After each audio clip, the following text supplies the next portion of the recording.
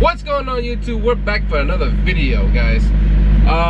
This is Gemini. I want to shout this out to George Alvaro over there at the Trucker's Life on his YouTube. I will add links below to his YouTube channel.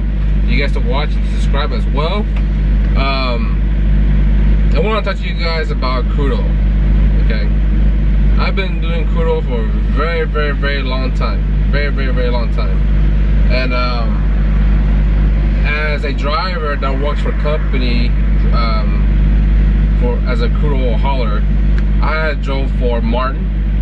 Well, at first I drove for Golf Mart. I drove Golf Mart for a little bit, and then I left there and worked for Martin. That's where I met George. We know each other for quite a long time. We worked crude oil together out in Baytown, Texas, over there in Mount Bellevue area for Martin Transport. George likes to work night shift during that time. He works day shift a little bit, and after that they start working night shift. There's no split seat driving or anything like that, but you know, we were running to each other quite some time, on and off, you know. We would haul loads, crude oil loads from Giddings, Texas, over the Venado, and bring it back to oil taking in Channelview, in Channelview, Texas. Anyhow, after I worked for Martin for over a year, and I decided to become an owner-operator for the crude oil industry, and at least became an owner-operator at least to Gibson Energy. When I worked for Gibson Energy, man, I was making good money. It ain't no joke. I still got pay stubs from that year. My first year I made like my first month, because the thing about crude oil as an owner-operator, leasing to Gibson, I had to lease their truck, I had to lease their trailer, I had to get my own tools, my own thief, my own wood bag, my own centrifuge, my own tape gauge, my own hydrometer, my own beaker. Been doing crude oil for a very long time. I still got those tools to this day. Anyhow, my first month I made 13 grand. One thing about working in the crude oil industry as an owner-operator, you get paid, well, this is back then, I don't know about now, but it may be the same. You get paid once a month, okay? One time per month, okay? So my first month, you know, it was hard at first. I grossed 13K in 1 month. My next month I grossed 15. The next month after that I grossed 18, and like the next month after that I grossed, I think it was 12,000, and each and every month. And you know, unfortunately I would have stayed longer and kept on going, but unfortunately the truck that I ended up getting, because they don't let me choose the equipment, you know, because there were so many people as an owner-operator work for Gibson Energy during that time, and then there's a lot of people are waiting in line to get their equipment, their truck and their trailer, you know. So they finally offered me a truck and a trailer and said, hey, this is it. Yeah, you want to come and look at it, come and get it? I said, sure. So they booked me a plane ticket and they paid for it, and I flew from Houston all the way to Dallas, over to Mesquite, and I checked that out at I think it was some kind of mechanical place. I forgot where it was. Anyhow, I met another guy, I forgot his name. He was there too to pick up his truck. So they didn't really let me pick, you know, my equipment. You know, like, you know, there's 10 trucks in a row, and you choose which one you want. I want this truck and that trailer, you know. They'll let you do that. So my truck was already assigned, so if you want it, you take it. If you don't want to take it, then you're gonna have to wait till next time we get equipment available for you to start working. And during that time when I was done with the orientation over at Gibson over here in Dallas, I waited about almost 2.5 months, almost 3 months, you know, trying to go to work, want to go to work, I'm gonna start making some money. So at that time phase, when my equipment showed up and they told me that, well, this is your truck and trailer, do you want it? If you don't want it, then we'll call the next guy and he'll come and get it, and then you're gonna have to wait until we get another truck and trailer. And I don't want to wait like 2-3 more months at a time. It's like, man, screw it, fuck it, I'm just gonna go ahead and just go and take this truck and trailer. Anyhow, when I was making all this kind of money, the money that I made ended up going back to the truck. Okay, I made good money, but all the money that I made went back to that stupid Peterbilt truck. It was a Peterbilt day cab, blue, like dark navy blue, with a Cummins motor in it. And my turbo went out on it. I had to bring it back to Peterbilt to get it fixed. I had weld cracks on the trailer that I had to get that re-welded. And before you re-weld the welds on the trailer, on the crude oil trailer, tanker trailer, you have to do a washout ticket. You have to do a washout before they can weld it, because they don't want it to ignite and shit. So so I brought to a guy to get me welded. He told me, no, I can't weld it, man, because you gotta do a washout ticket. Show me a washout that you wash out the trailer completely, and I'll weld it for you and bring it back. So I had to go over there and pay $250 to do a washout. Bring that sucker all the way back to Katy, and the guy welded. That happened to me 3 times. Unfortunately, the trailer that I got that came with the truck don't have working lights. So working at night at 2 o'clock in the morning, I couldn't see shit. So I had to rely on the light that I wear on my head. It looked like this. I still got this too. Okay. So I wear it on my head. Anyhow, I had to provide my own equipment, my own hard hat, my own H2S monitor and all that during the rotation over at Gibson. And later on, after I replaced my turbo and fixed the weld cracks on the trailer and all that, my tires were getting bald on my, I had one flat tire on my trailer, replaced that. Later on, the other tires on the trailer went bad. I replaced those. The brakes went out on the trailer. I replaced those. The tires on the drive tires on the truck, I had to replace those. It was maintenance and repairs and repairs. One after the other. It's like every week there's always something wrong with that truck.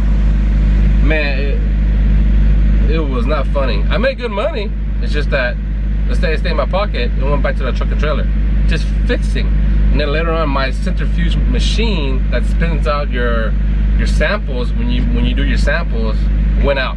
I had to go buy the machine. That machine, brand new, that sucker was like $3-4 grand. I found a used one for $2,500. I ended up selling it $2,500 after I quit. I yanked the machine out and put the old machine back, because that's not my machine. I bought my own machine because the machine they provide me only worked for a little bit, and then it went out. I replaced it and take it out and put the old one when I quit.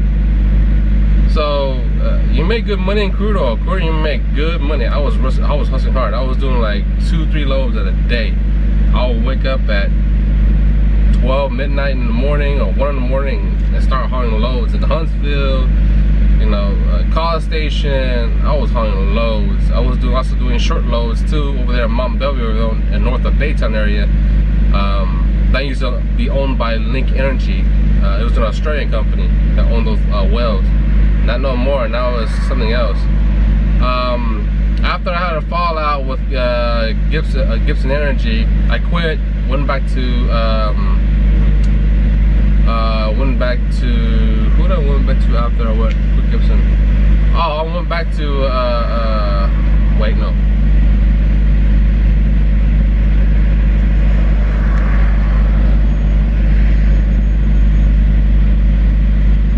I went to QC. I worked QC quality carriers over there in Channelview, Texas, hauling random chemicals. Pretty much it was a drop and hook. As a company driver, man, they pay suck. But if you're owner operator, they pay you good. How I know this? Because I worked there for like 3-4 months before they let me off. And when I worked there as a company driver, they didn't really take care of the trucks very much. And then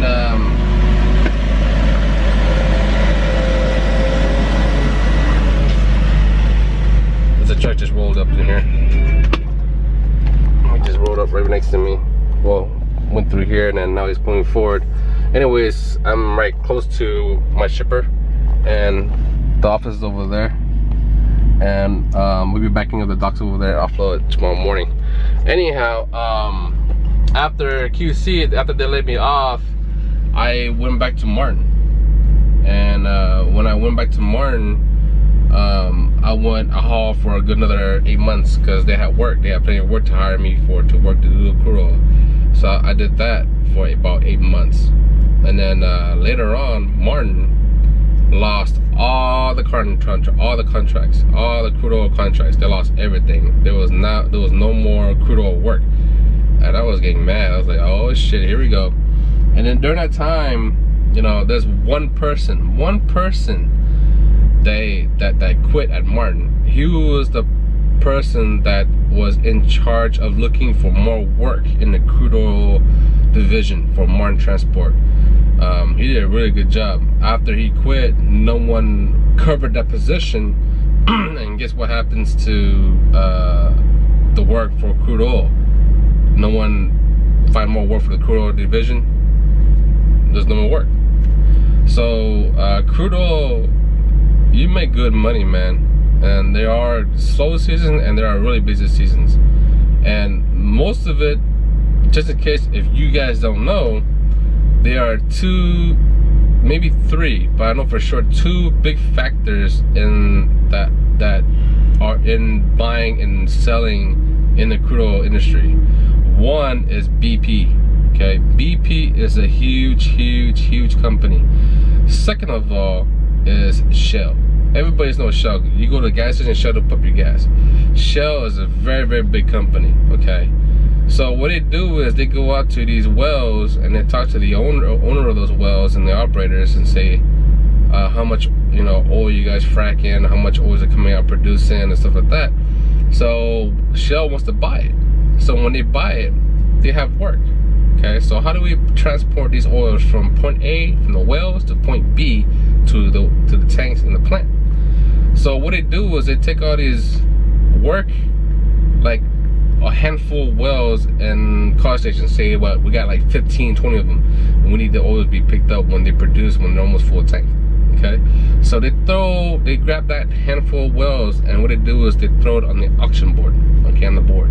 So this is how it works. Okay, so all these companies here like Traystar, Gibson Energy, Martin Transport, Enterprise. Well, Enterprise now got their own oil now because they got their own plant, they got their own well, and they got their own trucks. They no longer use the board anymore. But other companies like Firebird,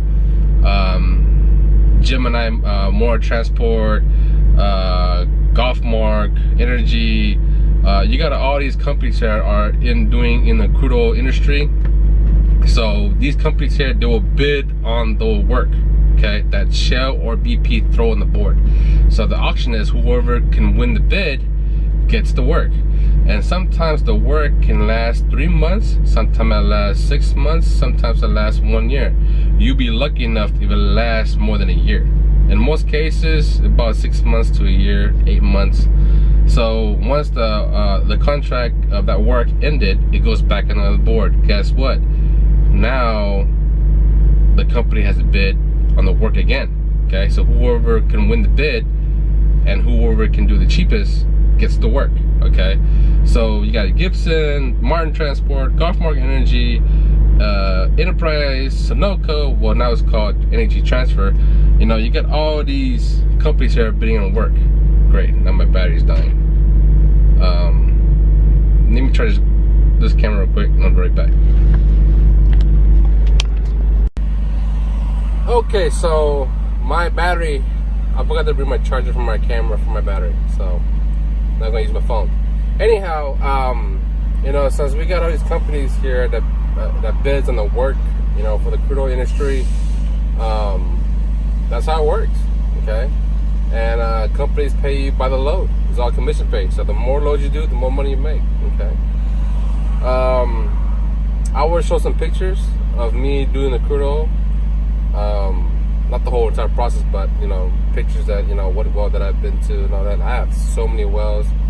It's not even funny. So many freaking wells that I've been to, and I'll add those pictures right about here. We are the music makers, and we are the dreamers of dreams.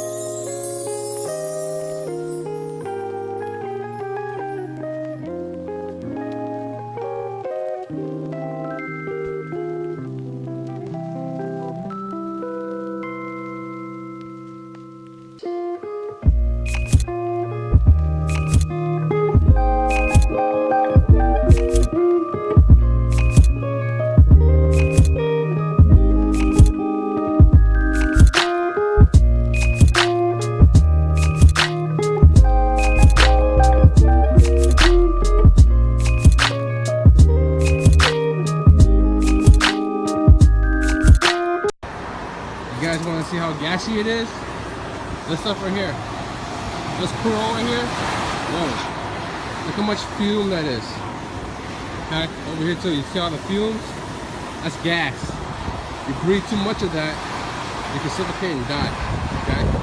All the crude oil on the floor. Tank goes all the way to the bottom. All the way down there is a 20 foot. And the gas usually flies over there and get burned off, so it doesn't get too bad. This is actually small. It's okay. So I try to hold my breath while I'm doing this kind of job. So in the truck, it's parked over there.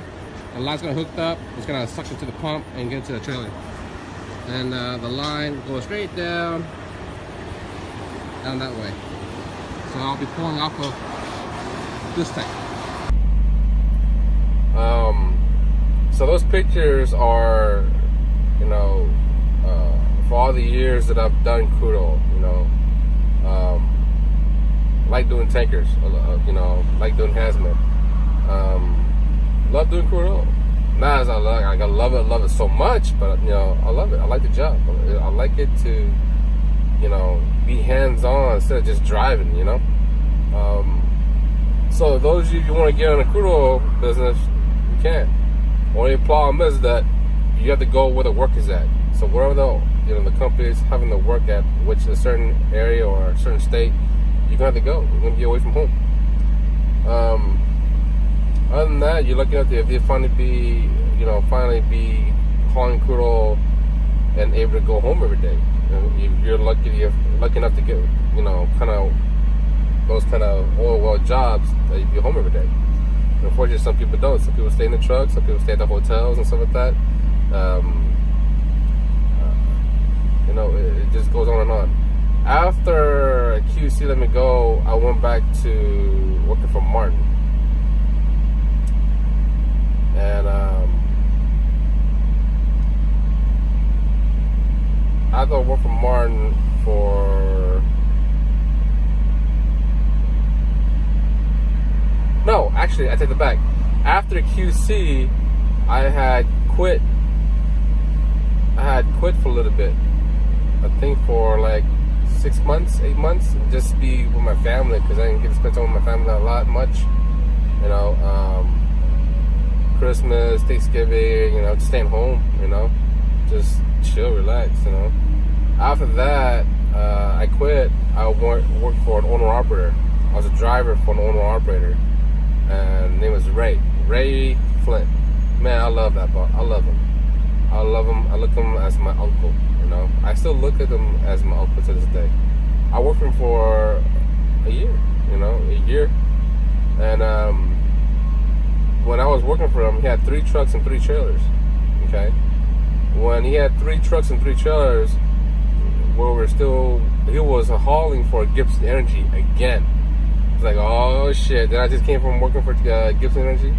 So he's an owner-operator for Gibson Energy. He leased onto them with his trucks. He brings his trucks over there. So I stayed with him for a year. At about almost like maybe 3 more months before my year to be with Ray, he had quit Gibson and signed a contract with Enterprise. And we were hauling oil for Enterprise, okay? During the time that we were working for Gibson, we were staying in hotels. We were split seating too, so one guy stayed at the hotel, the other guy drives. Yeah, you know, work is, you know, 14-hour shifts, comes back, and you know, the other guy get out of the hotel and start working his shift, and the one that just got off his shift went to the hotel. So we were split seating too, you know, we were making good money. But now, later after that, when he quit for Gibson, he went to work for Enterprise, and we were hauling Enterprise. We were going home every day, every night, doing 2 loads a day, going home every night. That was, man, I finally found my home, you know, like I feel like a place to be here for a long, long time. Fortunately, it didn't happen the way it happened. I make good money too, you know, as a driver, bringing home, you know, every week, you know, making like $600, 16, 17, 18, almost 2K a week. Bring it home. That's gross. That's not including net. Just, taxes, and obviously, we gotta file 1099 because we're self-employed. We work for him, but we still file as 1099. After that, I left Ray and worked for Gemini Motor Transport. I worked there for maybe 10 months, almost a year, about 8 or 10 months. It's been quite a while. And then I resigned because the boss there is an asshole, and not a lot of people like him. Okay, the supervisor, somewhat okay, understanding, but the manager, I was not happy with him. I mean, we came to an understanding point, but I was not happy with him. But I resigned, and then after that, I was looking to get back doing crew oil for another owner-operator. I wasn't going to go back work for Ray again, but during that time, when I resigned, the day that I resigned, the day that the enterprise contract ended with him. So Ray was looking for more work. The contract already ended with him already. It's like, holy shit, already? So he was looking for work, so I couldn't work for him. I couldn't drive for him. Then I started calling my friends that I work over at TradeStar to work as a driver, to work for the owner operators over there at TradeStar. There's a few friends that I know. And during that time, when I looked last year, they were slowing down. They had no much work. So I was like, man, now I'm gonna work out. I've been out of work for 3 months. I want to go work. I don't want to stay home anymore. Got bored. So I was like, you know what? Screw it. All the money that I saved up, let's go. Went and bought me a truck, got me a reefer trailer, did my full authority, and this is where I'm at now. But crude oil, you make money. You really make money. There's slow season and there's busy season. When it's busy, get your grind on, run that shit hard, run up the ass. Just pull hard, man. You make money. But it's not for everyone. You're gonna be doing a lot of hands-on. You're gonna be sweating your ass off, bringing tools up and down the catwalk on top of the tanks. You'll be dealing with H2S. You're gonna be dealing with fumes. You're gonna do a lot of stuff. Driving tankers is not easy as you think. Tankers is harder than driving what I'm driving now, what I'm hauling now. It's because reefer and dry van and flatbed, the things in there don't move. Chemicals, liquid, like molten sulfur, acid, corrosive, crude oil, gasoline, diesel, it moves, okay? It moves. And this is the reason why I'm going to tell you. You take a bottle of water, I'll give you an example. I got a bottle of water. Okay, so dry freight is solid material. Produce, chicken, beef, eggs, beer, candy, whatever dry freight hauls. And tankers, okay, it's like this, okay? So when you're driving, when you pick up the pace and you're consistent on the freeway, it moves slowly, okay? So the bubble in the water bottle moves slowly. Now, what people don't understand is that when you brake, it takes a lot more energy, a lot more time to brake.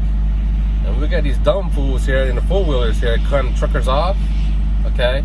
And being irresponsible is like, oh, this guy's a tanker, you should give him some more room. No, they don't care about that. They just want to get in, so they're all in a hurry. So when you brake, you slam, all the surge goes into this bottle here. It's like, this is your trailer tanker here. So when you slam on the brakes on the truck, and these hauling tankers, liquid tankers, all this slush here that's in the bottle, the water, the liquid, the chemical, will slam behind the truck, and it will push the truck even further, even more. Okay, driving tankers is not easy. See when you're driving steady on the freeway, it's fine. but when you slam on the brakes and you know it jerks, all that slush moves forward. The liquid pushes behind the truck and makes the truck driver brake to try to brake in time without hitting the person that the person had cut off. Okay, a lot of people don't understand that. Driving tankers, okay, hazmat tankers, is not easy. Okay, but it can be done. It takes time. Be patient and take your time getting to places. Okay, don't be hauling ass. Okay, take your time. Drive safely. When you drive tankers, chemicals, you gotta stop at every single railroad track. You cannot just cross over, just like these box trucks or the reefer truck I'm hauling. Every time you have, if your shit's placard on the trailer and it's a tanker trailer, you have to stop. Okay, you have to stop at every single road track. Reefer or dry van. If you have more than 10,000 pounds of hazmat and you're placard, you have to stop as well. Okay, at every single railroad track. But if you're not placard, roll on through. Tankers that are placard, they have to stop. By law, they have to stop. Don't get caught, because you get caught, you're gonna be fine. DOT don't play that shit. Other than that, that's all I have for now about crude oil. You know, if you have any questions about the video about this right here about crude oil, shoot me a message. You know, I've been hauling crude oil for a very, very long time. You know, shout out to George. He's gonna know. He's gonna see this movie, this video. He knows about it because me and George, we worked for Martin Transport for a very, very long time together. I will add links to my Facebook, my Instagram, down below this video. I will also add the Trucker's Life, George, this link bottom to this video as well. This will be like a little arrow on the bottom on the right hand side. Just click and it'll pop out all the it'll show the commentary intro of this video and all the links at the bottom. Okay, I'll also add links at the bottom if you want to buy shirts and hoodies and all that for this cold weather here. It's still a little nippy here and there. If you want to buy that to support the channel, give me a thumbs like, subscribe, share, comment. If you have any questions, just ask away. You're more welcome to ask me, and I'll answer any questions you want to ask. Okay. Until then, peace. That's all I have for now. You guys take care. To my next video. Oh, by the way, one more thing. This weekend, George can be coming down here. I'm gonna help him with this YouTube channel, and we're gonna make a video of his very first MRE. So stay tuned for that. All right. Peace, y'all.